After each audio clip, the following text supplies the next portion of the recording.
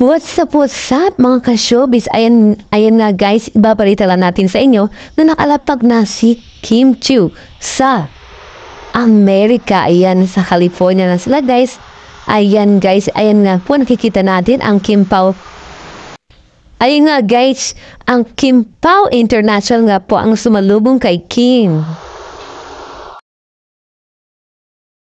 Ayan po.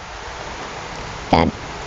Ayan, sinalubong man ng mga fans si Kim Chiu dahil na po, alam na natin, kahit saan mapunta ang Kim Pao, talagang yung mga fans nandyan talaga para salubungin si Kim at si Pao. Ayan, guys. So, makikita niyo talaga sa mga fans, happy talaga. Ayan, yan naman ang picture ni Kim at Robin paglapak nila yan sa airport po yan. Kanina sa Amerika, ayan, may nagpicture ni ng baby at may kasama ng nanay. Ayan, so, happy naman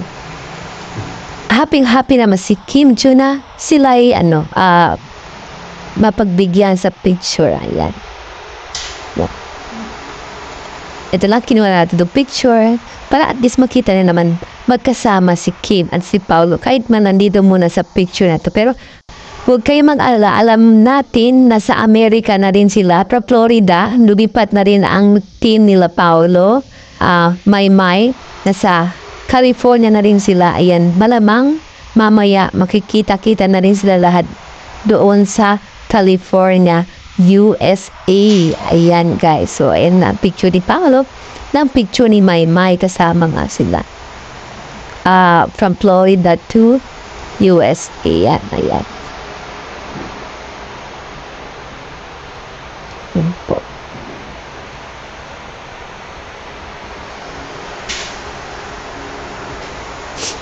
Ayan po ang mga picture na ating mga celebrity.